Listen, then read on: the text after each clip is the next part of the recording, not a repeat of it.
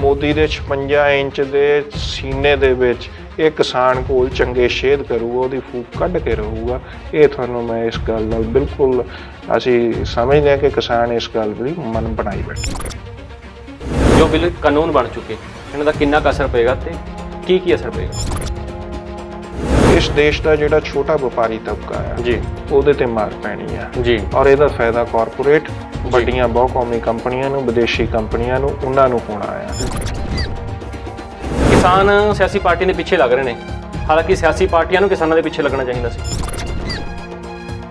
ਕਿਸਾਨ ਆਪਣੇ ਕਿੱਤਾ ਬਚਾਉਣ ਦੀ ਲੜਾਈ ਲਈ 31 ਕਿਸਾਨ ਜਥੇਬੰਦੀਆਂ ਦੇ ਝੰਡੇ ਹੇਠ ਆਏ ਨੇ ਜੀ। ਇਸ ਨੂੰ ਜੇ ਕੋਈ ਸੈਬੋਟਾਈਜ਼ ਕਰਨ ਦੀ ਕੋਸ਼ਿਸ਼ ਕਰੂਗਾ, ਇਸ ਨੂੰ ਪਾਸੇ ਕਰਨ ਦੀ ਕੋਸ਼ਿਸ਼ ਕਰੂਗਾ, ਉਹਦਾ ਹੁਣ ਕੁਛ ਨਹੀਂ ਮੱਟੀ ਦਾ, ਉਹ ਨਖੇੜਿਆ ਜਾਊਗਾ। ਸੂਬੇ ਦੇ ਵਿੱਚ ਫਿਰ ਤੋਂ ਸਿਆਸੀ ਪਾਰਟੀਆਂ ਉਹੀ ਕੰਮ ਕਰ ਰਹੀਆਂ ਜੋ ਇੱਕ ਵਾਰ ਪਹਿਲਾਂ ਦੇਸ਼ ਬਚਾਉਣ ਦੇ ਖਾਤਰ ਗਾਂਧੀ ਜੀ ਨੇ ਕੀਤਾ ਸੀ, ਪਾੜੋ ਤੇ ਰਾਜ ਕਰੋ ਦੀ ਨੀਤੀ। ਹੁਣ ਲੱਗਦਾ ਕਿ ਸਿਆਸੀ ਪਾਰਟੀਆਂ ਵੀ ਕਿਸਾਨਾਂ ਦੀ ਅਜਿਹੀ ਨੀਤੀ ਅਪਣਾ ਰਹੀ। ਸਿਆਸੀ ਪਾਰਟੀਆਂ ਦੇ ਲਈ ਇਹ ਮਸਲਾ 2022 ਜਾਂ 2024 ਨਾਲ ਜੁੜਿਆ ਹੋਇਆ ਜੀ। ਉਹਨਾਂ ਨੂੰ ਸੂਬਾ ਜਾਂ ਕੇਂਦਰ ਦੀ ਸੱਤਾ ਨਜ਼ਰ ਆਉਂਦੀ। ਅਸਲ ਲੜਾਈ ਖੇਤੀ, ਅਰਥਚਾਰਾ ਤੇ ਕਿੱਤਾ ਬਚਾਉਣ ਦੀ। ਭਾਜਪਾ ਵੱਲੋਂ ਕਿਸਾਨਾਂ ਨੂੰ ਮੀਟਿੰਗ ਦਾ ਸੱਦਾ ਦਿੱਤਾ ਗਿਆ ਸੀ, ਪਰ ਭਾਜਪਾ ਦੀ ਮੀਟਿੰਗ ਨੂੰ ਕਿਸਾਨਾਂ ਨੇ ਰੱਦ ਮਾਰੀ। ਖੇਤੀ ਸੈਕਟਰੀ ਜਿਸ ਦੀ ਇਹ ਕੋਈ ਪਾਵਰ ਨਹੀਂ ਹੈ, ਪੋਲੀਟੀਕਲ ਡਿਸੀਜਨ ਹੈ, ਖੇਤੀ ਸੈਕਟਰੀ ਨੇ ਕਿੱਥੋਂ ਵਾਪਸ ਲੈ ਲੈਣਾ? ਖੇਤੀ ਸੈਕਟਰੀ ਤਾਂ ਉਹਨਾਂ ਨੂੰ ਸਮਝਾਉਣ ਲਈ ਬੁਲਾ ਰਿਹਾ ਸੀ।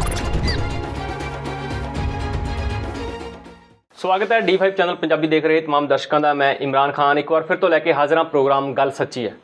ਇਸ ਪ੍ਰੋਗਰਾਮ ਦੇ ਵਿੱਚ ਅਸੀਂ ਵੱਖ-ਵੱਖ ਮਹਿਮਾਨਾਂ ਦੇ ਤੁਹਾਨੂੰ ਰੂਬਰੂ ਕਰਵਾਉਂਦੇ ਹਾਂ। ਅੱਜ ਵੀ ਸਾਡੇ ਨਾਲ ਜੋ ਮਹਿਮਾਨ ਜੁੜ ਚੁੱਕੇ ਨੇ ਉਹਨਾਂ ਦਾ ਨਾਮ ਹੈ ਰਵਿੰਦਰ ਸਿੰਘ ਪਟਿਆਲਾ, ਲੋਕ ਸੰਘਰਸ਼ ਕਮੇਟੀ ਦੇ ਕਨਵੀਨਰ ਨੇ। ਸਭ ਤੋਂ ਪਹਿਲਾਂ ਉਹਨਾਂ ਦਾ ਸਵਾਗਤ ਕਰਦੇ ਹਾਂ। ਰਵਿੰਦਰ ਜੀ, ਤੁਹਾਡਾ ਸਵਾਗਤ ਹੈ ਜੀ। ਸ਼ੁਕਰੀਆ ਇਮਰਾਨ ਜੀ, D5 ਚੈਨਲ ਦਾ ਵੀ। ਰਵਿੰਦਰ ਜੀ, ਗੱਲ ਕਿਸਾਨਾਂ ਦੀ ਕਰਦੇ ਹਾਂ। ਮੁੱਦਾ ਭਖਿਆ ਹੋਇਆ, ਕਿਸਾਨ ਅੱਜ ਸੜਕਾਂ ਤੇ ਬੈਠੇ ਹੋਏ ਨੇ, ਖੇਤਾਂ ਦੇ ਵਿੱਚ ਉਹਨਾਂ ਦੀ ਫਸਲ ਰੁਲ ਰਹੀ ਆ ਕਿਉਂਕਿ ਫਸਲ ਦੀ ਆਮਦ ਸ਼ੁਰੂ ਹੋ ਚੁੱਕੀ ਆ, ਮੰਡੀਆਂ ਤੱਕ ਪਹੁੰਚਾਉਣ ਦਾ ਕੰਮ ਸਿਲਸਿਲਾ ਸ਼ੁਰੂ ਹੋ ਚੁੱਕਿਆ। ਉਧਰ ਕੇਂਦਰ ਸਰਕਾਰ ਨੇ ਅਜਿਹੇ ਵਕਤ ਤੇ ਕਿਸਾਨਾਂ ਨੂੰ ਅਜਿਹੀ ਮਾਰ ਪਾਣੀ ਸ਼ੁਰੂ ਕਰ ਦਿੱਤੀ, ਵਕਤ ਦੇਖ ਕੇ, ਮੌਕਾ ਦੇਖ ਕੇ ਅਜਿਹੀ ਮਾਰ ਸ਼ੁਰੂ ਕਰ ਦਿੱਤੀ। ਜੋ ਕਿਸਾਨ ਖੇਤਾਂ 'ਚ ਹੋਣੇ ਚਾਹੀਦੇ ਸੀ ਉਹ ਸੜਕਾਂ ਤੇ ਬੈਠੇ ਨੇ। ਕੀ ਕਹੋਗੇ? ਦੇਖੋ, ਬੜਾ ਇਹ ਦੁਖਦਾਈ ਆ ਜੀ ਕਿ ਮੋਦੀ ਸਰਕਾਰ ਨੇ ਕਰੋਨਾ ਦੀ ਆੜ ਹੇਠ ਜੂਨ 'ਚ 3 ਆਰਡੀਨੈਂਸ ਲੈ ਕੇ ਆਉਂਦੇ, ਜਦੋਂ ਪਾਰਲੀਮੈਂਟ ਦਾ ਸੈਸ਼ਨ ਵੀ ਜੀ ਇਹ ਸਾਡੇ ਦੇਸ਼ ਦੀ ਜਿਹੜੀ ਜਮਹੂਰੀ ਰਵਾਇਤ ਹੈ ਉਹਦਾ ਹੀ ਉਲਟ ਸੀਗਾ ਜੀ। ਨਾ ਉਦੋਂ ਕੋਈ ਇੱਦਾਂ ਦੀ ਐਮਰਜੈਂਸੀ ਸੀ। ਉਹਨਾਂ ਆਰਡੀਨੈਂਸਿਸ ਨੂੰ ਹੁਣ ਤੱਕ ਕਾਨੂੰਨ ਦਾ ਰੂਪ ਦੇ ਦਿੱਤਾ ਗਿਆ। ਰਾਸ਼ਟਰਪਤੀ ਦੀ ਮੁਹਰ ਲੱਗ ਗਈ ਹੈ, ਰਾਜ ਸਭਾ 'ਚ ਬੜੇ ਧੱਕੇ ਨਾਲ ਬਿੱਲ ਪਾਸ ਕਰਾਏ ਗਏ ਨੇ ਜੀ। ਔਰ ਇਸ 'ਚ ਇੱਕ ਬਹੁਤ ਕਲੀਅਰ ਕੱਟ ਹੈ ਕਿ ਮੋਦੀ ਹਕੂਮਤ ਨੇ ਫੈਸਲਾ ਕਰ ਲਿਆ ਕਿ ਦੇਸ਼ ਦੀ ਸਾਰੇ ਖੇਤੀ ਅਰਥਚਾਰੇ ਨੂੰ ਕਾਰਪੋਰੇਟ ਦੇ ਹਵਾਲੇ ਕਰਨਾ, ਔਰ ਇਹ ਕਿਸਾਨੀ ਲਈ ਔਰ ਖੇਤੀ ਅਰਥਚਾਰੇ ਲਈ ਬਹੁਤ ਘਾਤਕ ਚੀਜ਼ ਹੋਏਗੀ। ਇਸ ਲਈ ਇਸ ਤੇ ਕਿਸਾਨ ਦੇ ਕੋਲ ਕੋਈ ਹੋਰ ਹੱਲ ਨਹੀਂ ਹੈ ਜੀ। ਇਸ ਕਰਕੇ ਉਹਨੇ ਸੜਕ ਤੇ ਆਉਣਾ ਹੀ ਆਉਣਾ। ਔਰ ਮੈਂ ਆਪਣੀ ਜ਼ਿੰਦਗੀ ਦੇ ਵਿੱਚ ਔਰ ਲਗਭਗ 70 ਸਾਲਾਂ ਦੇ ਇਤਿਹਾਸ 'ਚ ਇਸ ਐਜੀਟੇਸ਼ਨ ਦੌਰਾਨ ਪਹਿਲੀ ਵਾਰ ਦੇਖਿਆ ਕਿ ਬੜਾ ਇਤਿਹਾਸਕ ਬੰਦ ਆ ਜਿਹੜਾ ਪੰਜਾਬ ਦੇ ਵਿੱਚ ਉਹ ਹੋਇਆ। ਔਰ ਇਹ ਬੰਦ ਇਕੱਲਾ ਪੰਜਾਬ 'ਚ ਹੀ ਨਹੀਂ ਹੋਇਆ, ਇਸ ਨੂੰ ਦੇਸ਼ ਪੱਧਰ ਤੇ ਬਹੁਤ ਹੁੰਗਾਰਾ ਮਿਲਿਆ ਹੈਗਾ। ਸਾਰੇ ਤਬਕਿਆਂ ਨੇ ਦਿਲੋਂ ਬੰਦ ਕੀਤਾ, ਕੋਈ ਜ਼ੋਰ ਜ਼ਬਰਦਸਤੀ ਨਹੀਂ ਕਰਨੀ ਪਈ। ਸਮਾਜ ਦੇ ਹਰ ਤਬਕੇ ਨੇ ਕਿਸਾਨ ਦੇ ਨਾਲ ਖੇਤੀ ਅਰਥਚਾਰੇ ਦੇ ਹੱਕ 'ਚ ਔਰ ਕਾਰਪੋਰੇਟ ਦੇ ਖਿਲਾਫ ਆਪਣਾ ਗੁੱਸਾ ਹੈ ਜਿਹੜਾ ਉਹ ਦਿਖਾਇਆ ਹੈਗਾ। ਤਾਂ ਇਹ ਸਥਿਤੀ ਹੈ। ਬਿਨਾਂ ਸ਼ੱਕ ਉਹ ਆਪਣੀ ਜੀਰੀ ਸਾਂਭਣਗੇ ਵੀ, ਕਣਕ ਵੀ ਬੀਜਣਗੇ ਤੇ ਸੰਘਰਸ਼ ਵੀ ਚਲਾਉਣਗੇ ਜੀ। ਰਵਿੰਦਰ, ਜਿਹੜੇ ਹੁਣ ਖੇਤੀ ਆਰਡੀਨੈਂਸ ਹੁਣ ਕਾਨੂੰਨ ਬਣ ਚੁੱਕੇ, ਇਸ ਦਾ ਕੋਈ ਪਾਰਟੀਆਂ ਕਹਿ ਰਹੇ ਨੇ ਇਹ ਆਰਡੀਨੈਂਸਾਂ ਦਾ ਫਾਇਦਾ ਹੋਣਾ। ਤੁਹਾਡੇ ਤੋਂ ਜਾਣਨਾ ਚਾਹਾਂਗੇ ਕਿਹਨਾਂ ਨੂੰ ਫਾਇਦਾ ਹੋਣਾ ਚਾਹੀਦਾ ਹੈ, ਕਿਹਨਾਂ ਨੂੰ ਫਾਇਦਾ ਹੋਵੇਗਾ ਤੇ ਕਿਸ ਫਾਇਦੇ ਦੀ ਗੱਲ ਕਰ ਰਹੀਆਂ ਨੇ ਉਹ ਪਾਰਟੀਆਂ? ਦੇਖੋ, ਮੋਦੀ ਸਾਹਿਬ ਨੇ ਬਿਲਕੁਲ ਇਹ ਕਿਹਾ ਕਿ ਮੈਂ ਕਿਸਾਨਾਂ ਨੂੰ ਆਜ਼ਾਦੀ ਦਿਵਾਈ ਹੈ ਜੀ। ਇਹ ਇੱਕ ਤਰੀਕਾ ਹੈ, ਇੱਕ ਟ੍ਰਿਕਸ ਹੈ ਉਹਨਾਂ ਦੀ ਕਿ ਉਹ ਗੱਲ ਨੂੰ ਉਲਟਾ ਕੇ ਪੇਸ਼ ਕਰਦੇ ਨੇ ਜੀ। ਐਕਚੁਅਲੀ ਇਹਦੇ 'ਚ ਜੇ ਆਜ਼ਾਦੀ ਹੋਣੀ ਹੈ ਤਾਂ ਕਾਰਪੋਰੇਟਸ ਦੀ ਹੋਣੀ ਹੈ। ਉਹਨਾਂ ਨੂੰ ਲੁੱਟਣ ਦਾ ਖੁੱਲ੍ਹਾ ਲਾਇਸੈਂਸ ਮਿਲਣਾ, ਉਹਨਾਂ ਨੂੰ ਜ਼ਮੀਨਾਂ ਤੇ ਕਬਜ਼ੇ ਕਰਨ ਦਾ ਲਾਇਸੈਂਸ ਮਿਲਣਾ ਜੀ, ਉਹਨਾਂ ਨੂੰ ਕਿਸਾਨ ਦੀ ਉਪਜ ਨੂੰ ਲੁੱਟਣ ਦਾ ਲਾਇਸੈਂਸ ਮਿਲਣਾ, ਸਰਕਾਰੀ ਮੰਡੀਕਰਨ ਤੋੜ ਕੇ, ਸਰਕਾਰੀ ਖਰੀਦ ਤੋੜ ਕੇ ਇੱਕ ਕਿਸਮ ਨਾਲ ਕਿਸਾਨ ਨੂੰ ਪ੍ਰਾਈਵੇਟ ਪਲੇਅਰ ਦਾ ਜਿਹੜਾ ਸ਼ਿਕਾਰ ਹੈ ਜਿਹੜਾ ਉਹ ਬਣਾ ਦੇਣਾ ਜੀ। ਤੋ ਇਸ 'ਚ ਸਾਰੀ ਕਹਾਣੀ ਉਲਟ ਚੱਲ ਰਹੀ ਹੈ। ਔਰ ਅੱਜ ਕਿਸਾਨਾਂ ਨੇ ਇੱਕ ਐਜੀਟੇਸ਼ਨ ਮੰਗਾਈ ਹੈ, ਦੇਸ਼ ਦੇ ਕਿਸਾਨਾਂ ਨੇ ਆਪਣੇ ਕਿੱਤੇ ਨੂੰ ਬਚਾਉਣ ਦੀ ਲੜਾਈ ਹੈ ਜਿਹੜੀ ਸ਼ੁਰੂ ਕੀਤੀ ਹੈ। ਔਰ ਇਸ ਨੇ ਦੇਸ਼ ਦੀ ਸਿਆਸਤ ਨੂੰ, ਖਾਸ ਕਰਕੇ ਸੂਬੇ ਦੀ ਸਿਆਸਤ ਦਾ ਏਜੰਡਾ ਹੀ ਤੈਅ ਬਦਲ ਕੇ ਰੱਖ ਦਿੱਤਾ। ਔਰ ਹੁਣ ਇਸ ਮਗੇ ਤੰਦੂਰ 'ਚ ਸਾਰੇ ਆਪਣੀਆਂ ਰੋਟੀਆਂ ਸੇਕਣਾ ਚਾਹੁੰਦੇ ਨੇ ਜੀ। ਇਸ ਦੇਸ਼ 'ਚ 91 ਤੋਂ ਇਕਨੋਮਿਕ ਪਾਲਿਸੀਜ਼ ਜਦੋਂ ਬਦਲੀਆਂ ਜੀ। ਉਸ ਤੋਂ ਇਹ ਨੀਤੀ ਆਉਣੀ ਸ਼ੁਰੂ ਹੋਈ ਹੈ, ਜਿਸ ਤੋਂ ਬਾਅਦ ਮਰਾਕਸ਼ ਸੰਧੀ ਔਰ WTO ਦਾ ਹੋਂਦ 'ਚ ਆਉਣਾ ਆ। ਜੀ। ਇਹ WTO ਦੀਆਂ ਡਿਕਟੇਟਸ ਨੇ। ਜਿਹੜਾ ਕੰਮ ਮਨਮੋਹਨ ਸਿੰਘ ਗਵਰਨਮੈਂਟ ਨਹੀਂ ਕਰ ਸਕੀ ਉਹ ਮੋਦੀ ਪੂਰਾ ਕਰਨ ਵਾਲੇ ਪਾਸੇ ਨੂੰ ਜਾ ਰਿਹਾ। ਉਹਦਾ ਅਨਫਿਨਿਸ਼ਡ ਏਜੰਡਾ ਮਨਮੋਹਨ ਗਵਰਨਮੈਂਟ ਦਾ ਮੋਦੀ ਸਾਹਿਬ ਪੂਰਾ ਕਰਨ ਜਾ ਰਹੇ ਨੇ ਔਰ ਇਸ ਤੇ ਸਾਰੇ ਇੱਕਮਿਕ ਨੇ, ਸਾਰੇ ਇਹਨਾਂ ਗੱਲਾਂ ਨੂੰ ਲਿਆਉਣ ਲਈ ਜ਼ਿੰਮੇਵਾਰ ਨੇ। ਔਰ ਅੱਜ ਕਿਸਾਨ ਦੇ ਖੈਰਖਾਹ ਬਣਨ ਦੀ ਜਿਹੜਾ ਉਹ ਦਿਖਾਉਣ ਦੀ ਕੋਸ਼ਿਸ਼ ਕਰ ਰਹੇ ਨੇ। ਇਸ ਗੱਲ ਨੂੰ ਕਿਸਾਨ ਸਮਝ ਰਹੇ ਨੇ ਔਰ ਸੰਘਰਸ਼ ਦੇ ਮੈਦਾਨ 'ਚ ਨੇ। ਆਪਣਾ ਕਿੱਤਾ ਬਚਾਉਣ ਦੀ ਲੜਾਈ ਸਿਆਸੀ ਬਖਰੇਵੇਂ ਤੋਂ ਉੱਪਰ ਉੱਠ ਕੇ ਲੜਨ ਵਾਲੇ ਪਾਸੇ ਤੁਰੇ ਨੇ। ਜੀ ਰਵਿੰਦਰ ਜੀ, ਲੱਗਦਾ ਨਹੀਂ ਲੋੜ ਨਹੀਂ ਹੈਗੀ ਅੱਜ ਕਿ ਦੇਸ਼ ਦੇ ਜੋ ਕਿਸਾਨ ਨੇ, ਕਿਸਾਨ ਸਿਆਸੀ ਪਾਰਟੀ ਦੇ ਪਿੱਛੇ ਲੱਗ ਰਹੇ ਨੇ। ਹਾਲਾਂਕਿ ਸਿਆਸੀ ਪਾਰਟੀਆਂ ਨੂੰ ਕਿਸਾਨਾਂ ਦੇ ਪਿੱਛੇ ਲੱਗਣਾ ਚਾਹੀਦਾ ਸੀ, ਕਿਉਂਕਿ ਮੁੱਦਾ ਕਿਸਾਨੀ ਦਾ। ਦੇਖੋ ਇਸ ਟਾਈਮ ਜੇ ਪੰਜਾਬ 'ਚ ਦੇਖਣਾ ਹੋਵੇ ਤਾਂ 31 ਜਥੇਬੰਦੀਆਂ ਕਿਸਾਨਾਂ ਨੇ ਹੀ ਇਕੱਠੀਆਂ ਕੀਤੀਆਂ। ਇੱਕ ਚੰਗਾ ਸ਼ਗਨ ਹੈ। ਇਸ ਨੇ ਇਸ ਸਾਰੀ ਐਜੀਟੇਸ਼ਨ ਨੂੰ ਇੱਕ ਮੋਮੈਂਟਮ ਵੀ ਦਿੱਤਾ ਹੈ। ਤੋ ਅਸੀਂ ਕਹਿ ਸਕਦੇ ਹਾਂ ਕਿ 15 ਸਤੰਬਰ ਤੋਂ 25 ਸਤੰਬਰ ਤੱਕ ਦੇ ਇਹਨਾਂ 10 ਦਿਨਾਂ 'ਚ ਬਹੁਤ ਤੇਜ਼ੀ ਨਾਲ ਇਹ ਵੇਗ ਵਧਿਆ ਹੈ, ਸਮਝ ਆਈ ਹੈ ਲੋਕਾਂ ਨੂੰ ਔਰ ਉਹਨਾਂ ਨੂੰ ਇੱਕ ਪਲੇਟਫਾਰਮ ਵੀ ਨਜ਼ਰ ਆਇਆ ਕਿ ਸਾਰੀਆਂ ਸੂਬੇ ਦੀਆਂ ਜਥੇਬੰਦੀਆਂ ਇੱਕ ਪਲੇਟਫਾਰਮ ਤੇ ਇਕੱਠੀਆਂ ਹੋਈਆਂ। ਹੁਣ ਇਸ ਗੱਲ ਦੇ ਵਿੱਚ ਜੇ ਕੋਈ ਇਹ ਸਮਝੇ ਵੀ ਇਹ ਕੋਈ ਸਿਆਸੀ ਪਾਰਟੀਆਂ ਨੇ ਐਜੀਟੇਸ਼ਨ ਬਿਲਡ ਕਰ ਦਿੱਤੀ, ਕਿਸਾਨ ਆਪਣੇ ਕਿੱਤਾ ਬਚਾਉਣ ਦੀ ਲੜਾਈ ਲਈ 31 ਕਿਸਾਨ ਜਥੇਬੰਦੀਆਂ ਦੇ ਝੰਡੇ ਹੇਠ ਆਏ ਨੇ। ਇਸ ਨੂੰ ਜੇ ਕੋਈ ਸੈਬੋਟਾਈਜ਼ ਕਰਨ ਦੀ ਕੋਸ਼ਿਸ਼ ਕਰੂਗਾ, ਇਸ ਨੂੰ ਪਾਸੇ ਕਰਨ ਦੀ ਕੋਸ਼ਿਸ਼ ਕਰੂਗਾ, ਉਹਦਾ ਹੁਣ ਕੁਛ ਨਹੀਂ ਬੱਟੀ ਦਾ, ਉਹ ਨਖੇੜਿਆ ਜਾਊਗਾ।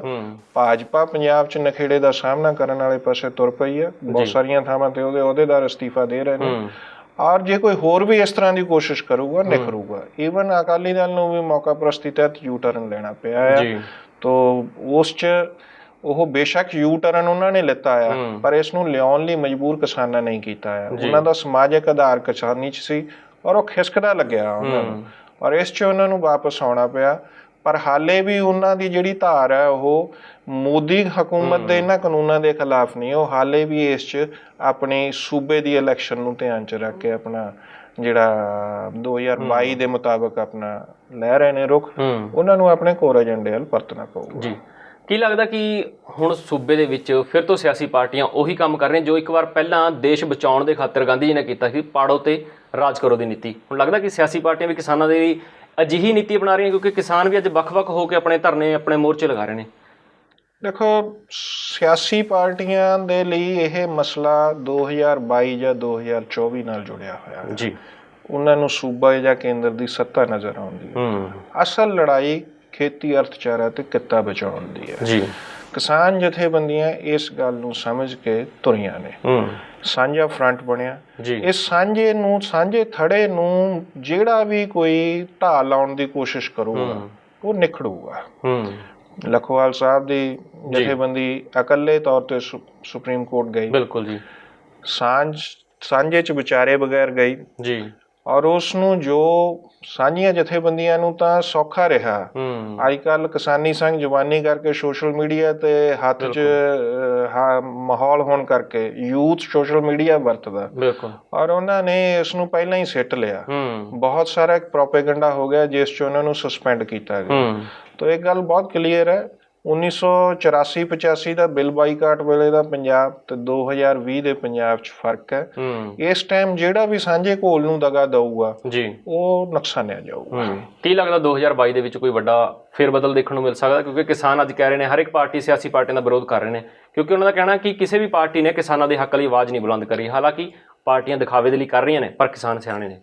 ਦੇਖੋ, ਪੰਜਾਬ ਦਾ ਸਿਆਸੀ ਏਜੰਡਾ ਕਿਸਾਨ ਐਜੀਟੇਸ਼ਨ ਤੈਅ ਕਰੇਗੀ, ਬਹੁਤ ਕੁਝ ਬਦਲੇਗਾ। ਹਾਲੇ ਇਸ ਤੇ ਕੋਈ ਵੀ ਕਮੈਂਟ ਕਰਨਾ ਬਹੁਤ ਜਲਦਬਾਜ਼ੀ ਹੋਏਗੀ ਜੀ। ਕਾਂਗਰਸ ਪੰਜਾਬ ਦੇ ਵਿੱਚ ਸੱਤਾਰੂੜ ਹੈ ਜੀ।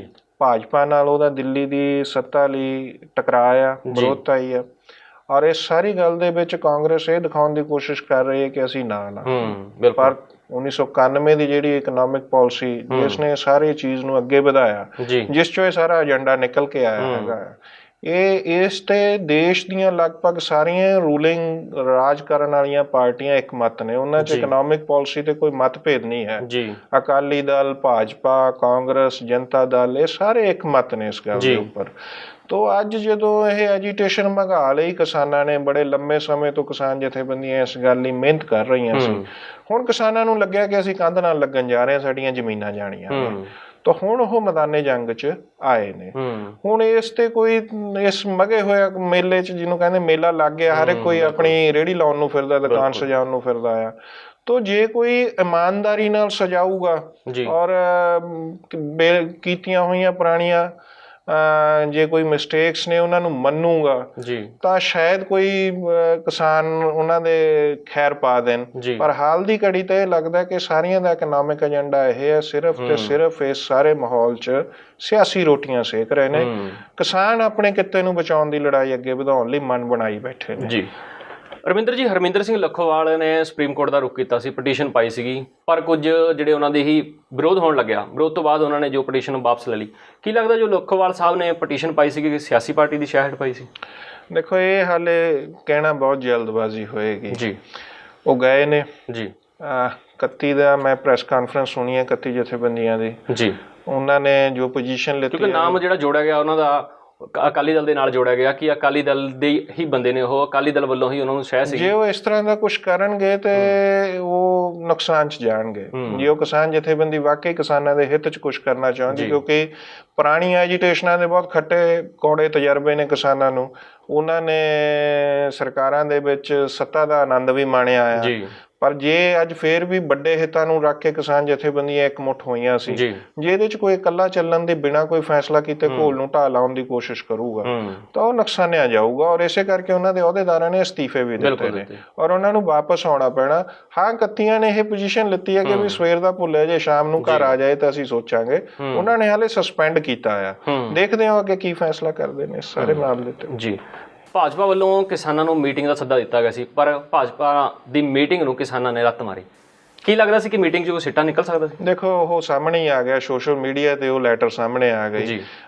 ਖੇਤੀ ਸੈਕਟਰੀ ਜਿਸ ਦੀ ਇਹ ਕੋਈ ਪਾਵਰ ਨਹੀਂ ਹੈ, ਪੋਲੀਟੀਕਲ ਡਿਸੀਜਨ ਹੈ, ਖੇਤੀ ਸੈਕਟਰੀ ਨੇ ਕਿੱਥੋਂ ਵਾਪਸ ਲੈ ਲੈਣਾ?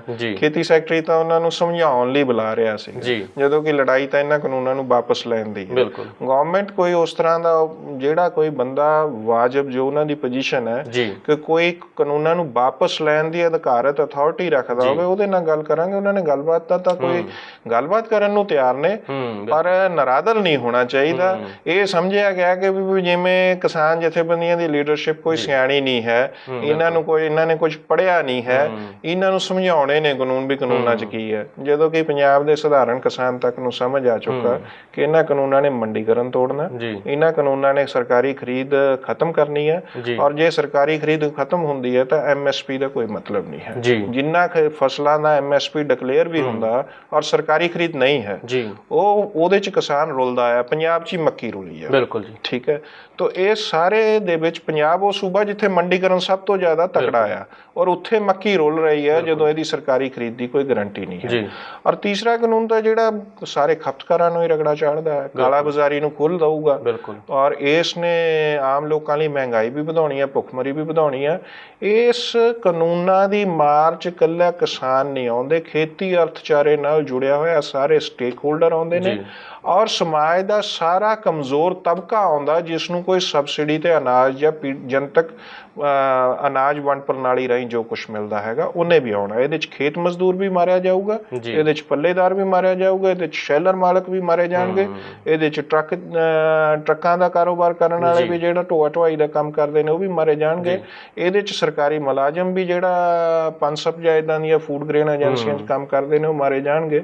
ਤਾਂ ਮੋਟੇ ਰੂਪ ਦੇ ਵਿੱਚ ਇੱਕ ਉਜਾੜੇ ਦੀ ਜਿਹੜੀ ਲਾਈਨ ਆ ਉਹ ਸਮਝ ਆਉਂਦੀ ਹੈ। ਠੀਕ ਹੈ, ਕੁਝ ਲੋਕ ਜਿਹੜੇ ਤਕੜੇ ਨੇ ਆੜਤੀਆਂ ਨੇ ਉਹ ਵੱਖਰਾ ਕਾਰੋਬਾਰ ਕਰਨਗੇ, ਪਰ ਪੰਜਾਬ ਜਿਸ ਨੇ 1947 ਦੀ ਵੰਡ ਹੰਢਾਈ ਹੈ, ਬਟਵਾਰਾ ਸਿਆ, ਲੋਕ ਉਜੜ ਕੇ ਦੁਆਰ ਤੋਂ ਵਸੇ ਨੇ। ਇੱਕ ਕਾਰੋਬਾਰ ਉਜਾੜ ਕੇ ਦੁਆਰ ਤੋਂ ਦੂਜਾ ਵਸਾਉਣਾ ਔਰ ਦੂਜਾ ਚਲਾਉਣਾ, ਇਹਦੇ 'ਚ ਲੋਕਾਂ ਦੀ ਬਹੁਤ ਬੁਰੀ ਹਾਲਤ ਹੋਣ ਵਾਲੀ ਹੈ। ਬਹੁਤ ਸਾਰੇ ਲੋਕਾਂ ਦਾ ਉਜਾੜਾ ਹੋਣਾ, ਕਿਸਾਨੀ ਦਾ ਤਾਂ ਖਤਮਾ ਹੋਣਾ ਹੀ ਹੋਣਾ। ਛੋਟੀ ਔਰ ਦਰਮਿਆਨੀ ਕਿਸਾਨੀ ਤਾਂ ਇੱਕ ਕਿਸਮ ਨਾਲ ਇਹਨਾਂ ਨੇ ਕੰਧ ਨਾਲ ਲਾਉਣ ਦਾ ਫੈਸਲਾ ਕਰ ਲਿਆ ਇਹਨਾਂ ਕਾਨੂੰਨਾਂ 'ਚ। तो ये बहुत बड़ी मार इस सारे संकट एक पूरा बड़ा बनन जा रहा जी। और खेती प्रधान सूबे जिन्हां च मंडीकरण स्ट्रोंग है उन्हां च बहुत बड़ी रिजेंटमेंट इहदे खिलाफ हैगी है। पंजाब लीड कर रहा है, बस उन्होंने गल ये कह सकते हैं कि पंजाब देश के किसान घोल नूं लीड कर रहा है जी, क्योंकि होर भी ਵੱਖ-ਵੱਖ ਦੇਸ਼ਾਂ ਦੇ ਵਿੱਚ ਵੀ ਹੋਰ ਪਾਸੇ ਵੀ ਸੂਬਿਆਂ ਦੇ ਵਿੱਚ ਵੀ ਕਿਸਾਨ ਵੱਸਦੇ ਨੇ, ਪਰ ਇਹ ਲੜਾਈ ਜੋ ਸਿਰਫ ਪੰਜਾਬ ਤੇ ਹਰਿਆਣਾ ਹੀ ਵੱਡੇ ਪੱਧਰ ਤੇ ਲੜ ਰਿਹਾ। नहीं, मैं इस गल नाल इतफाक नहीं रखता। 25 ਸਤੰਬਰ ਦਾ ਜਿਹੜਾ ਦੇਸ਼ ਬੰਦ ਹੈ ਜੀ, ਜਿਹੜਾ ਪੰਜਾਬ ਬੰਦ ਦੀ ਕਾਲ ਪੰਜਾਬ ਦੀਆਂ ਜਥੇਬੰਦੀਆਂ ਨੇ ਦਿੱਤੀ ਸੀ ਔਰ 260 ਜਥੇਬੰਦੀਆਂ ਦੀ ਜਿਹੜੀ ਕੋਆਰਡੀਨੇਸ਼ਨ ਕਮੇਟੀ ਹੈ ਜੀ, ਜਿਹੜੀ ਮੰਦਸੌਰ ਦੀ ਕਿਸਾਨ ਘਟਨਾ ਤੋਂ ਬਾਅਦ ਹੋਂਦ ਚ ਆਈ, ਜਿਹਦੇ ਚ ਪੰਜਾਬ ਚੋਂ ਵੀ ਕੁਝ ਜਥੇਬੰਦੀਆਂ ਉਹਦੀਆਂ ਮੈਂਬਰ ਨੇ, ਉਹਨਾਂ ਨੇ ਇਸ ਨੂੰ ਭਾਰਤ ਬੰਦ ਦਾ ਜਿਹੜਾ ਉਹ ਦਿੱਤਾ। ਔਰ ਉਸ ਦਿਨ 25 ਸਤੰਬਰ ਨੂੰ ਦੇਸ਼ ਦੇ ਵਿੱਚ 2 ਕਰੋੜ ਲੋਕ ਵੱਖ-ਵੱਖ ਥਾਵਾਂ ਤੇ ਸੜਕਾਂ ਤੇ ਸੀ ਜੀ। ਪੰਜਾਬ, ਹਰਿਆਣਾ, ਪੱਛਮੀ ਯੂਪੀ ਬੰਦ ਹੋਇਆ ਜੀ। ਬੰਗਾਲ, ਬਿਹਾਰ, ਉੜੀਸਾ ਚ ਵੱਡੇ ਵੱਡੇ ਜਾਮ ਹੋਏ ਨੇ। ਤਾਮਿਲਨਾਡੂ, ਕਰਨਾਟਕਾ, ਤੇਲੰਗਾਨਾ, ਆਂਧਰਾ ਪ੍ਰਦੇਸ਼, ਇੱਥੇ ਵੀ ਲੋਕ ਵੱਡੀ ਪੱਧਰ ਤੇ ਸੜਕਾਂ ਤੇ ਆ ਕੇ ਟ੍ਰੈਫਿਕ ਰੋਕੀ ਆ ਉਹਨਾਂ ਨੇ ਜੀ।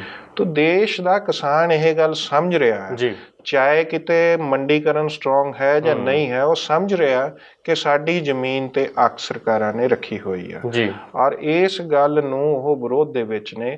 ਹਾਂ, ਬਸ ਮੈਂ ਇੰਨੀ ਗੱਲ ਕਹਿਣਾ ਕਿ ਪੰਜਾਬ ਦੀ ਕਿਉਂਕਿ ਖੇਤੀ ਉੱਨਤ ਹੈ, ਇਸ ਕਰਕੇ ਉਸ ਕਾਲ ਚ ਪੰਜਾਬ ਦਾ ਕਿਸਾਨੀ ਦਾ ਘੋਲ ਸਾਰੇ ਦੇਸ਼ ਦੇ ਕਿਸਾਨਾਂ ਨੂੰ ਇੱਕ ਰਾਹ ਦਿਖਾ ਰਿਹਾ ਹੈਗਾ। ਪੰਜਾਬ ਅਗਵਾਈ ਕਰ ਰਿਹਾ, ਪਰ ਉਹਨਾਂ ਨੂੰ ਸਹਿਯੋਗ ਸਾਰੇ ਦੇਸ਼ ਦੀ ਕਿਸਾਨੀ ਦਾ ਮਿਲ ਰਿਹਾ ਹੈ ਇਸ ਟਾਈਮ। ਕੀ ਲੱਗਦਾ ਹੁਣ ਜਿਵੇਂ ਕਿਸਾਨ ਸੜਕਾਂ ਤੇ ਉਤਰੇ, ਰੇਲਾਂ ਤੇ ਬੈਠੇ ਨੇ, ਟੋਲ ਪਲਾਜ਼ਾ ਵੀ ਬੰਦ ਕਰਤੇ, ਰਿਲਾਇੰਸ ਦੇ ਪੈਟਰੋਲ ਪੰਪ ਵੀ ਬੰਦ ਕਰ ਦਿੱਤੇ, ਸੰਘਰਸ਼ ਹੋਰ ਤਿੱਖਾ ਹੁੰਦਾ ਜਾ ਰਿਹਾ, ਕੀ ਲੱਗਦਾ ਕੇਂਦਰ ਸਰਕਾਰ ਦੇ ਸੇਕ ਪਹੁੰਚੇਗਾ? ਬਿਨਾਂ ਸ਼ੱਕ ਪਹੁੰਚੇਗਾ ਜੀ। ਲੋਕਾਂ ਦੀ ਜਦੋਂ ਜ਼ਿੰਦਗੀ ਮੌਤ ਦੀ ਲੜਾਈ ਦਾ ਸਵਾਲ ਹੋਵੇ ਜੀ, ਉਸ ਨੂੰ ਸਿਰਫ ਜੁਮਲਿਆਂ ਨਾਲ ਨਹੀਂ ਪਰਚਾਇਆ ਜਾ ਸਕਦਾ।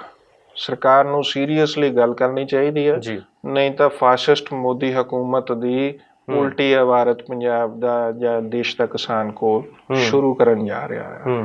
ਇਹ ਭੁੰਡਾਂ ਦੇ ਖੱਖਰ ਨੂੰ ਹੱਥ ਪਾ ਲਿਆ ਉਹਨੇ, ਤੇ ਇਸ ਦਾ ਉਹਨੂੰ ਭੁਗਤਣਾ ਪੈਣਾ ਹੈ ਮੋਦੀ ਨੂੰ। ਹੁਣ ਪੰਜਾਬ ਦੀ ਕਿਸਾਨੀ ਨੂੰ ਅਡਾਨੀ, ਅੰਬਾਨੀ ਜਾਂ ਕਾਰਪੋਰੇਟ ਨਹੀਂ ਸਿਖਾ ਸਕਦਾ ਵੀ ਖੇਤੀ ਕਿਵੇਂ ਕਰਨੀ ਹੈ ਜੀ। ਮਤਲਬ ਕੁਆਲਿਟੀ ਦਾ ਬੋਝ ਸਾਡੇ ਤੇ, ਖੇਤੀ ਉਹ ਕਰਾਉਣਗੇ, ਬੀਜ ਉਹ ਦੇਣਗੇ, ਸਭ ਕੁਝ ਉਹ ਕਰਨਗੇ, ਤੇ ਪੰਜਾਬ ਦੇ ਕਿਸਾਨ ਨੂੰ ਇਹ ਸਿਖਾਉਣ ਦੀ ਜ਼ਰੂਰਤ ਨਹੀਂ ਹੈ। ਗਵਰਨਮੈਂਟ ਨੇ ਇੱਕ ਕਿਸਮ ਨਾਲ ਹਾਥੀ ਵੱਢ ਦਿੱਤੇ ਨੇ ਲੋਕਾਂ ਦੇ, ਇਹ ਟੋਟਲੀ ਗਲਤ ਹੋਊਗਾ ਔਰ ਇਸ ਦੇ ਖਿਲਾਫ ਕੋਲ ਹੋਣਾ ਹੀ ਹੋਣਾ ਹੈ। ਔਰ ਕਿਸਾਨ ਜਥੇਬੰਦੀਆਂ ਜਿੰਨਾ ਕੁ ਅਸੀਂ ਜਾ ਰਹੇ ਹਾਂ, ਕਿਉਂਕਿ ਮੈਂ ਕਿਰਤੀ ਕਿਸਾਨ ਯੂਨੀਅਨ ਦੇ ਨਾਲ ਸਾਡਾ ਵਾਪਸਤਾ ਹੈਗਾ ਆ, ਜਿਹੜੀ 31 ਜਥੇਬੰਦੀਆਂ ਦੇ ਵਿੱਚੋਂ ਇੱਕ ਜਥੇਬੰਦੀ ਆ, ਔਰ ਅਸੀਂ ਕੋਲਾਂ ਦੇ ਵਿੱਚ ਜਾ ਰਹੇ ਹਾਂ। ਔਰ ਸਾਨੂੰ ਪਤਾ ਕਿ ਉਹ ਥੱਲੇ ਪਿੰਡਾਂ 'ਚ ਝੋਨਾ ਸਾਂਭ ਕੇ ਔਰ ਕਣਕ ਬੀਜ ਕੇ ਦਿੱਲੀ ਜਾਣ ਦੀ ਤਿਆਰੀ ਕਰ ਰਹੇ ਨੇ। ਔਰ ਦਿੱਲੀ ਜਾਣਾ ਇਕੱਲਾ ਪੰਜਾਬ ਦੇ ਕਿਸਾਨਾਂ ਨੇ ਨਹੀਂ ਜਾਣਾ, ਦੇਸ਼ ਭਰ ਦੇ ਕਿਸਾਨ ਦਿੱਲੀ ਤੁਰਨ ਦੀ ਤਿਆਰੀ ਕਰ ਰਹੇ ਨੇ। ਔਰ ਲਾਜ਼ਮੀ ਤੌਰ ਤੇ ਇਹ ਘੋਲ ਅੱਗੇ ਵਧੇਗਾ ਹੀ ਵਧੇਗਾ। ਹਾਂ, ਠੀਕ ਹੈ, ਪੰਜਾਬ ਚੱਲ ਰਿਹਾ ਔਰ ਇਹ ਹਾਲੇ ਤੱਕ ਉਹਨਾਂ ਨੇ ਜੋ ਵੀ ਉਹ ਅੱਗੇ ਸੱਦਾ ਦੇਣਗੇ ਉਹ ਲਾਗੂ ਹੋ ਰਿਹਾ। ਜੇ ਕੱਲ ਹਰਿਆਣੇ ਦੇ ਲਾਠੀ ਚਾਰਜ ਦੇ ਹੱਕ 'ਚ 2 ਘੰਟੇ ਦਾ ਟ੍ਰੈਫਿਕ ਜਾਮ ਦਾ ਸੱਦਾ ਦਿੱਤਾ ਤਾਂ ਸੈਂਕੜੇ ਹੀ ਥਾਵਾਂ ਤੇ ਟ੍ਰੈਫਿਕ ਜਾਮ ਰਿਹਾ, ਬਿਲਕੁਲ ਮਿਲਿਆ। ਔਰ ਬੜੀ ਜ਼ਿੰਮੇਵਾਰੀ ਨਾਲ ਉਹਨਾਂ ਨੇ ਜਾਮ ਲਾਏ ਨੇ। ਉਹਨਾਂ ਨੇ 3 ਕਿਸਮ ਦੀਆਂ ਗੱਡੀਆਂ ਨੂੰ ਕੱਢਿਆ ਵੀ ਹੈ। ਜੇ ਕੋਈ ਐਂਬੂਲੈਂਸ ਹੈ, ਕੋਈ ਮਰੀਜ਼ ਦੀ ਗੱਡੀ ਹੈ, ਕੋਈ ਮਰਗਤ ਦੇ ਭੋਗ ਤੇ ਜਾ ਰਿਹਾ, ਪੂਰੀ ਸੋਸ਼ਲ ਰਿਸਪੌਂਸਿਬਿਲਿਟੀ ਦਿਖਾਈ ਹੈ ਉਹਨਾਂ ਨੇ। ਔਰ ਇਹ ਬਿਲਕੁਲ ਸਾਬਤ ਕਰਦਾ ਕਿ ਕਿਸਾਨ ਜਥੇਬੰਦੀਆਂ ਦੀ ਲੀਡਰਸ਼ਿਪ ਬਹੁਤ ਸੁਲਝੇ ਢੰਗ ਨਾਲ ਘੋਲ ਨੂੰ ਅੱਗੇ ਵਧਾਉਣ ਦੀ ਕੋਸ਼ਿਸ਼ ਕਰ ਰਹੀ ਹੈ। ਉਮੀਦ ਹੈ ਜੇ ਇਸ ਤੇ ਸਾਰੀਆਂ ਜਥੇਬੰਦੀਆਂ ਇਕਮੁੱਠ ਹੋ ਕੇ ਔਰ ਕਿਸਾਨ ਔਰ ਲੋਕਾਂ ਦੀਆਂ ਭਾਵਨਾ ਤਹਿਤ ਇਸ ਘੋਲ ਨੂੰ ਅੱਗੇ ਵਧਾਉਣ ਕੇ ਲੜਦੀਆਂ ਨੇ ਤਾਂ ਇਹਦੇ 'ਚ ਜਿੱਤ ਦੀ ਗਾਰੰਟੀ ਦੀ ਸੰਭਾਵਨਾ ਕਿਤੇ ਵੱਧ ਪਈ ਹੈ। ਪੰਜਾਬ ਦੇ ਵਿੱਚ ਰਾਹੁਲ ਗਾਂਧੀ ਦੀ ਫੇਰੀ ਸੀਗੀ, ਹੁਣ ਕੇਜਰੀਵਾਲ ਸਾਹਿਬ ਵੀ ਕਹਿ ਰਹੇ ਨੇ ਵੀ ਅਸੀਂ ਪੰਜਾਬ ਦੇ ਵਿੱਚ ਆਉਣਾ, ਕਿਸ ਤਰ੍ਹਾਂ ਦੇਖ ਰਹੇ ਹੋ? ਮੈਂ ਪਹਿਲਾਂ ਹੀ ਕਿਹਾ ਜੀ ਕਿ ਮੇਲਾ ਲੱਗ ਗਿਆ ਆ, ਕਿਸਾਨ ਜਥੇਬੰਦੀਆਂ ਨੇ ਅਖਾੜਾ ਮੰਗਾ ਦਿੱਤਾ ਆ, ਤਾਂ ਹੁਣ ਤਪਦੇ ਤੰਦੂਰ 'ਚ ਰੋਟੀ ਸਭ ਨੇ ਸੇਕਣੀ ਹੈ। ਰਾਹੁਲ ਗਾਂਧੀ ਹੋਰੀ ਆਏ ਨੇ, ਠੀਕ ਹੈ, ਉਹ ਆਪਣੀ ਗੱਲ ਕਹਿ ਕੇ ਗਏ ਨੇ, ਪਰ ਉਹਨਾਂ ਨੂੰ ਮੋਦੀ ਹਕੂਮਤ ਦੇ ਖਿਲਾਫ ਦਿੱਲੀ ਚਾੜਾ ਲਾਉਣਾ ਚਾਹੀਦਾ ਹੈ। ਕੇਜਰੀਵਾਲ ਵੀ ਆ ਰਹੇ, ਉਹਨਾਂ ਨੂੰ ਉੱਥੇ ਆਡਾ ਲਾਉਣਾ ਚਾਹੀਦਾ। ਐਕਚੁਅਲੀ ਪਾਲਿਸੀਆਂ ਦੇ ਉੱਪਰ ਇਹ ਸਾਰੇ ਇੱਕ ਨੇ, ਇਕਨੋਮਿਕ ਪਾਲਿਸੀ, ਇਕਨੋਮਿਕ ਮਾਡਲ ਦੇ ਉੱਪਰ ਇਹ ਇੱਕ ਨੇ। ਸਾਡੇ ਪਹਿਲਾਂ ਹੀ ਇੱਥੇ ਹਰੇ ਇਨਕਲਾਬ ਦਾ ਮਾਡਲ ਸੀ, ਜਿਹੜਾ ਕਿ ਬਹੁਕੌਮੀ ਕੰਪਨੀਆਂ ਦੀ ਨੂੰ ਫਾਇਦਾ ਦੇਣ ਦਾ ਮਾਡਲ ਸੀ। ਮਸ਼ੀਨੀਕਰਨ ਔਰ ਅੰਧਾਧੁੰਦ ਪਾਣੀ ਦੀ ਵਰਤੋਂ, ਰਸਾਇਣਕ ਖਾਦਾਂ ਦੀ ਵਰਤੋਂ, ਇਸ ਨੇ ਸਾਡੀ ਧਰਤੀ ਨੂੰ, ਸਾਡੇ ਵਾਤਾਵਰਨ ਨੂੰ, ਸਾਡੇ ਕਿਸਾਨ ਨੂੰ ਖਰਾਬ ਕੀਤਾ ਹੈ। ਮੋਦੀ ਹਕੂਮਤ ਇਹਨਾਂ ਤਿੰਨਾਂ ਕਾਨੂੰਨਾਂ ਰਾਹੀਂ, ਜਿਹਦੀ ਪਹਿਲੇ ਨੀਂਹ 1991 ਤੋਂ ਲਗਾਤਾਰ ਹੀ ਉਸ ਪਾਸੇ ਨੂੰ ਤੁਰੇ ਨੇ, ਲਗਾਤਾਰ ਸਟੈਪ ਬਾਈ ਸਟੈਪ ਤੁਰਦੇ ਆਏ ਹੈਗੇ ਨੇ, ਚਾਹੇ ਕਿਤੇ ਵੀ ਸੈਂਟਰ 'ਚ ਗਵਰਨਮੈਂਟ ਰਹੀ ਹੋਵੇ। ਮੈਂ ਪਹਿਲਾਂ ਕਿਹਾ ਕਿ ਮੋਦੀ ਹਕੂਮਤ ਮਨਮੋਹਨ ਸਿੰਘ ਸਰਕਾਰ ਦਾ ਅਨਫਿਨਿਸ਼ਡ ਏਜੰਡਾ ਪੂਰਾ ਕਰਨ ਜਾ ਰਹੀ ਹੈ। ਤਾਂ ਹੁਣ ਜਦੋਂ ਉਸ ਪਾਸੇ ਲਗਾਤਾਰ ਤੁਰਦੇ ਆ ਰਹੇ ਨੇ, ਉਸ ਦੇ ਉੱਪਰ ਉਹਨਾਂ ਪਾਲਿਸੀਆਂ ਦੇ ਉੱਪਰ ਇਹ ਇੱਕ ਨੇ। ਜੀ ਬਿਲਕੁਲ। ਜਾਂ ਤਾਂ ਇਹ ਉਹਨਾਂ ਪਾਲਿਸੀਆਂ ਤੇ ਵਰਤਣ, ਪਲਟਣ। ਕੀ ਕੋਈ ਇਹਨਾਂ ਚੋਂ ਸਿਆਸੀ ਪਾਰਟੀ ਇਹ ਮੰਗ ਕਰਦੀ ਹੈ ਕਿ ਭਾਰਤ ਸਰਕਾਰ ਵਿਸ਼ਵ ਵਪਾਰ ਸੰਸਥਾ ਚੋਂ ਬਾਹਰ ਆਵੇ? ਜੇ ਨਹੀਂ ਕਰਦੇ ਤਾਂ ਇਹ ਮਗਰਮੱਛ ਦੇ ਹੰਝੂ ਨੇ, ਕਿਸਾਨਾਂ ਨੇ ਛੇਤੀ ਸਮਝ ਜਾਣਾ ਇਸ ਗੱਲ ਨੂੰ। ਔਰ ਉਸ ਦੇ ਵਿੱਚ ਲਾਜ਼ਮੀ ਤੌਰ ਤੇ ਇਹਨਾਂ ਨੂੰ, ਜੇ ਕੋਈ ਵਾਕਈ ਹਤੈਸ਼ੀ ਹੈ ਕਿਸਾਨਾਂ ਦਾ, ਤਾਂ ਉਸਨੂੰ ਆਪਣਾ ਸਿਆਸੀ ਲੈਵਲ ਪਾਸੇ ਛੱਡ ਕੇ ਸੰਘਰਸ਼ ਦੇ ਵਿੱਚ ਇੱਕ ਆਮ ਕਿਸਾਨ ਦੀ ਤਰ੍ਹਾਂ ਆ ਕੇ ਬੈਠ ਕੇ ਸਹਿਯੋਗ ਕਰਨਾ ਚਾਹੀਦਾ। ਔਰ 31 ਜਥੇਬੰਦੀਆਂ ਔਰ ਦੇਸ਼ ਪੱਧਰ ਤੇ ਜਿਹੜਾ ਕਿਸਾਨ ਜਥੇਬੰਦੀਆਂ ਦਾ ਇਕੱਠ ਹੈ, ਉਸ ਦੀ ਅਗਵਾਈ ਕਬੂਲਣੀ ਚਾਹੀਦੀ ਹੈ। ਰਵਿੰਦਰ ਜੀ, ਤੁਸੀਂ ਕਿਹਾ ਕਿ ਕਿਸਾਨਾਂ ਨੇ ਛੇਤੀ ਸਮਝ ਲੈਣਾ। ਲੰਬੇ ਸਮੇਂ ਤੋਂ ਆਪਾਂ ਦੇਖਦੇ ਆ ਰਹੇ ਹਾਂ, ਸਮੇਂ ਦੀਆਂ ਸਰਕਾਰਾਂ ਨੇ, ਹੁਣ ਸਰਕਾਰਾਂ ਬਦਲਦੀਆਂ, ਸਰਕਾਰਾਂ ਸਿਰਫ ਉਹੀ ਅਕਾਲੀ ਤੇ ਕਾਂਗਰਸ, ਹੁਣ ਤੱਕ ਕਿਸਾਨ ਕਿਉਂ ਨਹੀਂ ਸਮਝੇ? ਦੇਖੋ ਭਾਜੀ, ਲੋਕਾਂ ਦੀ ਚੇਤਨਾ ਜ਼ਿਆਦਾ ਜਰਬਾਂ ਕਦੋਂ ਖਾਂਦੀ ਹੈ?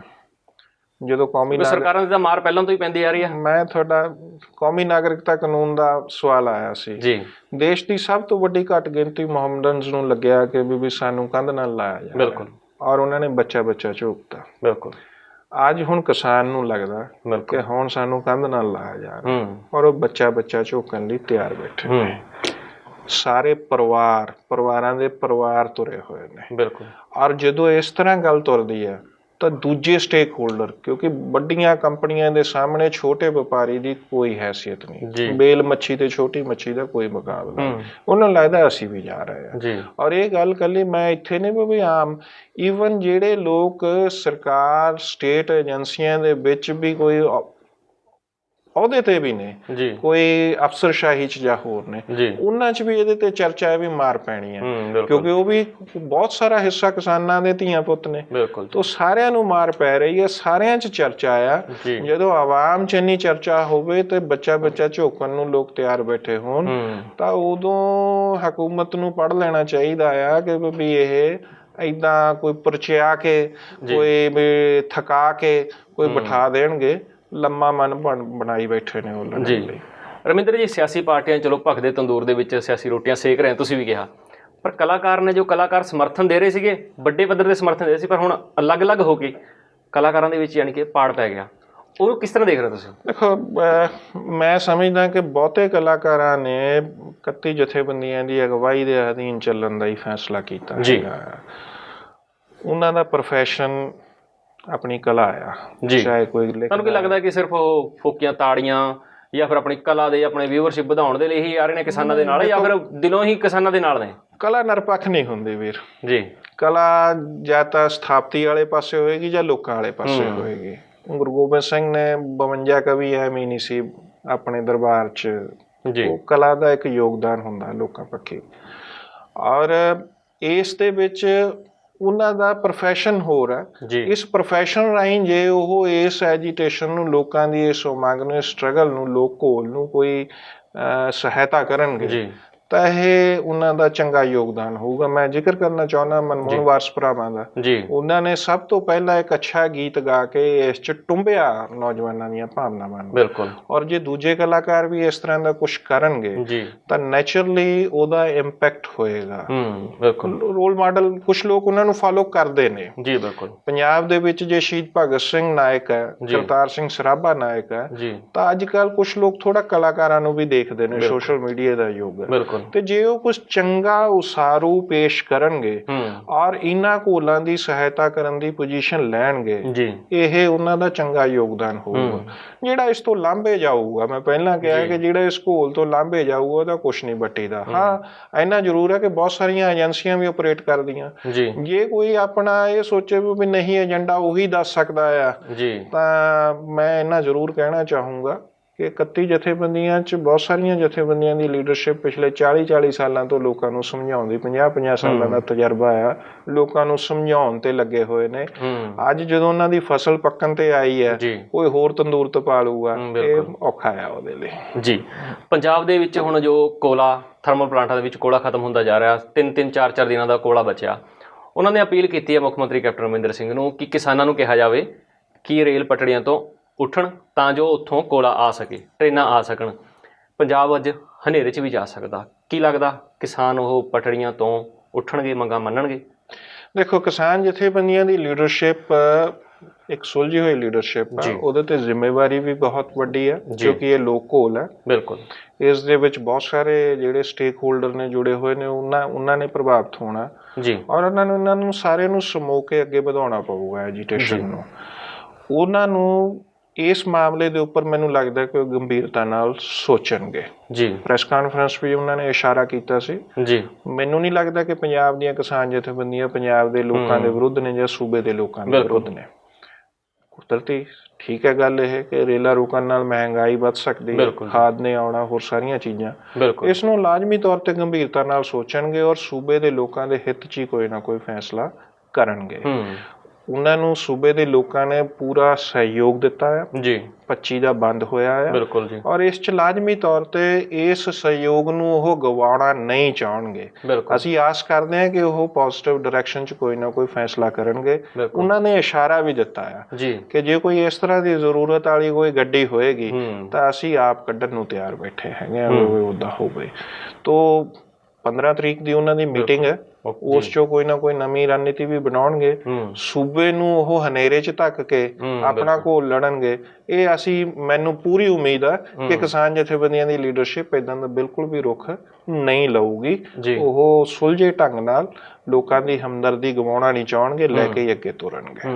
ਕੀ ਲੱਗਦਾ ਸੰਘਰਸ਼ ਕਿੰਨੇ ਕੁ ਦਿਨਾਂ ਤੱਕ ਲੜਨਾ ਪਊਗਾ, ਕਦੋਂ ਤੱਕ ਲੰਬਾ ਚੱਲ ਸਕਦਾ? ਕਿਉਂਕਿ ਦਿੱਲੀ ਦੇ ਵਿੱਚ ਸ਼ਾਹੀਨ ਬਾਗ ਦੇ ਵਿੱਚ 70 ਦਿਨ ਦੇ ਧਰਨਾ ਚੱਲਦਾ ਰਿਹਾ ਪਰ ਨਿਕਲਿਆ ਕੁਝ ਨਹੀਂ।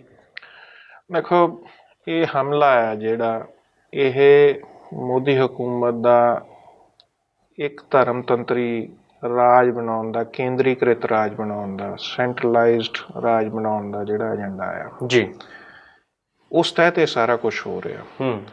ਉਹ ਲੋਕਾਂ ਦੀ ਐਜੀਟੇਸ਼ਨ ਨੂੰ ਥਕਾ ਕੇ ਹੰਭਾ ਦੇਣ ਦਾ ਰੁਖ ਲੈ ਰਹੇ ਨੇ। ਇਹ ਗੱਲ ਜਮਹੂਰੀਅਤ ਲਈ ਚੰਗੀ ਨਹੀਂ ਹੋਏਗੀ ਕਿਉਂਕਿ ਜਦੋਂ ਤੁਸੀਂ ਲੋਕਾਂ ਦੀ ਆਵਾਜ਼ ਨੂੰ ਸੁਣੋਗੇ ਹੀ ਨਹੀਂ ਜੀ ਤਾਂ ਇਹ ਲੋਕਾਂ ਨੂੰ ਕੁਝ ਹੋਰ ਬਦਲਵਾਂ ਰਸਤਾ ਲੱਭਣ ਲਈ ਮਜਬੂਰ ਕਰੇਗੀ। ਬਿਲਕੁਲ, ਇਸ ਲਈ ਜ਼ਿੰਮੇਵਾਰ ਮੋਦੀ ਹਕੂਮਤ ਹੋਏਗੀ। ਪਰ ਜੋ ਜਨਤਕ ਘੋਲ ਹੈ ਪੰਜਾਬ ਦਾ ਜਾਂ ਦੇਸ਼ ਦੇ ਕਿਸਾਨਾਂ ਦਾ, ਇਹ ਲੰਮਾ ਲੜਨ ਦਾ ਮਨ ਬਣਾਈ ਬੈਠਾ ਹੈ ਜੀ। ਸਾਡੇ ਕੋਲੇ ਆ ਗਈ ਹੈ ਗੱਲ ਕਿ ਨਵੰਬਰ ਦੇ ਅਖੀਰਲੇ ਹਫ਼ਤੇ ਦਿੱਲੀ ਜਾਣ ਦੀ ਤਿਆਰੀ ਹੈ, ਯਾਨੀ ਕਿ ਨਵੰਬਰ ਦੇ ਅਖੀਰਲੇ ਹਫ਼ਤੇ ਦਿੱਲੀ ਜਾਣ ਤੱਕ ਦਾ ਪ੍ਰੋਗਰਾਮ ਤੋਂ ਬਣਾਈ ਬੈਠੇ ਨੇ ਜੀ। ਤੇ ਉਸ ਤੋਂ ਬਾਅਦ ਵੀ ਲੰਮਾ ਲੜਨਗੇ। ਇੰਨੇ ਲੰਮੇ ਸਮੇਂ ਦੇ ਤਜਰਬੇਕਾਰ ਉਹ ਆਗੂ ਨੇ ਔਰ ਉਹਨਾਂ ਨੂੰ ਪਤਾ ਹੈ ਕਿ ਇਹ ਸਾਡਾ ਮੱਥਾ ਇਕੱਲਾ ਮੋਦੀ ਹਕੂਮਤ ਨਾਲ ਨਹੀਂ, WTO ਨਾਲ ਵੀ ਆ ਜੀ। ਤੋ ਇਸ ਵੱਡੇ ਮੱਥੇ ਨਾਲ, ਇਸ ਵੱਡੀ ਲੜਾਈ ਨੂੰ ਸਿੱਝਣ ਲਈ ਲੰਮੇ ਦਾ ਨਾਲ, ਸਬਰ ਨਾਲ ਔਰ ਦ੍ਰਿੜਤਾ ਨਾਲ ਤੁਰਨਗੇ ਉਹ ਅੱਗੇ। ਇਸ ਘੋਲ 'ਚ ਹਾਲੇ ਬਹੁਤ ਉਤਰਾਅ ਚੜਾਅ ਆਉਣੇ ਨੇ। ਰਵਿੰਦਰ ਜੀ, ਜਾਂਦੇ ਇੱਕ ਸੰਖੇਪ ਦੇ ਵਿੱਚ ਸਾਡੇ ਦਰਸ਼ਕਾਂ ਨੂੰ ਇਹ ਦੱਸਣਾ ਕਿ ਜੋ ਹੁਣ ਇਹ ਬਿੱਲ ਬਣ ਚੁੱਕੇ, ਜੋ ਬਿੱਲ ਕਾਨੂੰਨ ਬਣ ਚੁੱਕੇ, ਇਹਨਾਂ ਦਾ ਕਿੰਨਾ ਕੁ ਅਸਰ ਪਏਗਾ ਤੇ ਕੀ ਅਸਰ ਪਏਗਾ? ਦੇਖੋ, ਇਸ ਦਾ ਅਸਰ ਸਭ ਤੋਂ ਪਹਿਲਾਂ ਤਾਂ ਜਿਹੜੀ ਦੇਸ਼ ਦੀ ਛੋਟੀ ਕਿਸਾਨੀ ਹੈ, ਗਰੀਬ ਕਿਸਾਨੀ ਔਰ ਦਰਮਿਆਨਾ ਕਿਸਾਨ ਹੈ ਜੀ, ਉਹਦੇ ਲਈ ਤਾਂ ਉਜਾੜਾ ਉਹਦਾ ਨਿਸ਼ਚਿਤ ਆ। ਉਹ ਸਭ ਤੋਂ ਵੱਧ ਮਾਰ ਉਹਦੇ ਤੇ ਪੈਣੀ ਆ ਜੀ। ਇਸ ਦੇਸ਼ ਦਾ ਜਿਹੜਾ ਛੋਟਾ ਵਪਾਰੀ ਤਬਕਾ ਆ ਜੀ, ਉਹਦੇ ਤੇ ਮਾਰ ਪੈਣੀ ਆ ਜੀ, ਔਰ ਇਹਦਾ ਫਾਇਦਾ ਕਾਰਪੋਰੇਟ ਵੱਡੀਆਂ ਬਹੁਕੌਮੀ ਕੰਪਨੀਆਂ ਨੂੰ, ਵਿਦੇਸ਼ੀ ਕੰਪਨੀਆਂ ਨੂੰ, ਉਹਨਾਂ ਨੂੰ ਹੋਣਾ ਆ ਜੀ। ਔਰ ਇਹ ਦੇਸ਼ ਭਗਤੀ ਦੇ ਨਾਂ ਤੇ ਦੇਸ਼ ਦੇ ਲੋਕਾਂ ਨਾਲ ਮੋਦੀ ਹਕੂਮਤ ਦੀ ਸਭ ਤੋਂ ਵੱਡੀ ਠੱਗੀ ਹੈ, ਜੀ। ਸਭ ਤੋਂ ਵੱਡੀ 420 ਹੈ ਜਿਹੜੀ ਉਹਨਾਂ ਨੇ ਮਾਰੀ ਹੈ। ਇਸ ਨੇ ਦੇਸ਼ ਦੇ ਖੇਤੀ ਅਰਥਚਾਰੇ ਨੂੰ, ਜੋ ਦੇਸ਼ ਦੀ ਆਰਥਿਕਤਾ ਗਿਰ ਰਹੀ ਹੈ ਜੀ, ਉਹ ਕਰੋਨਾ ਤੋਂ ਪਹਿਲਾਂ ਵੀ ਗਿਰ ਰਹੀ ਸੀ, ਕਰੋਨਾ ਪੀਰੀਅਡ 'ਚ ਹੋਰ ਗਿਰੀ ਹੈ। ਰਿਜ਼ਰਵ ਬੈਂਕ ਦਾ ਆ ਗਿਆ ਤੁਹਾਡੇ ਸਾਹਮਣੇ ਵੀ ਦੇਸ਼ ਦੀ GDP ਘਟਣ ਜਾ ਰਹੀ ਹੈ। ਖੇਤੀ ਅਰਥਚਾਰੇ ਨੇ ਉਹਦੇ 'ਚ ਪੋਜ਼ਿਟਿਵ ਗਰੋਥ ਦਿਖਾਈ ਹੈ ਔਰ ਜਿਹੜੀ ਚੀਜ਼ ਪੋਜ਼ਿਟਿਵ ਗਰੋਥ ਦਿਖਾ ਰਹੀ ਹੈ ਤੁਸੀਂ ਉਹਨੂੰ ਹੀ ਕਾਰਪੋਰੇਟ ਦੇ ਹਵਾਲੇ ਕਰਨ ਜਾ ਰਹੇ ਹੋ ਤਾਂ ਤੁਸੀਂ ਦੇਸ਼ ਦੀ ਇੱਕ ਵੱਡੀ ਵਸੋਂ ਨੂੰ ਤਬਾਹੀ ਵਾਲੇ ਪਾਸੇ ਨੂੰ ਧੱਕ ਰਹੇ ਆ। ਇਹ ਅਪਰਾਧ ਦੇਸ਼ ਦੇ ਲੋਕ ਮੋਦੀ ਨੂੰ ਕਦੀ ਵੀ ਮਾਫ ਨਹੀਂ ਕਰਨਗੇ। ਮੋਦੀ ਇਸ ਚੀਜ਼ ਨੂੰ ਧਾਰਮਿਕ ਰੰਗਤ ਦੇ ਕੇ ਭੜਕਾਉਣ ਦੀ ਕੋਸ਼ਿਸ਼ ਕਰੇ ਜਾਂ ਪੰਜਾਬ 'ਚ ਵੀ ਕੋਈ ਕੋਸ਼ਿਸ਼ ਕਰੇ ਕਿ ਇਹਨੂੰ ਹਿੰਦੂ ਸਿੱਖ ਦੀ ਲੜਾਈ ਬਣਾ ਦਈਏ। ਕਿਸਾਨ ਅਲੱਗ-ਅਲੱਗ ਧਰਮਾਂ 'ਚੋਂ ਆ, ਮੁਸਲਮਾਨ ਵੀ ਖੇਤੀ ਕਰਦੇ ਨੇ, ਸਿੱਖ ਵੀ ਕਰਦੇ ਨੇ, ਹਿੰਦੂ ਵੀ ਕਰਦੇ ਨੇ। ਇਹ ਲੜਾਈ ਕਿਸਾਨ ਵਰਸਸ ਮੋਦੀ ਆ।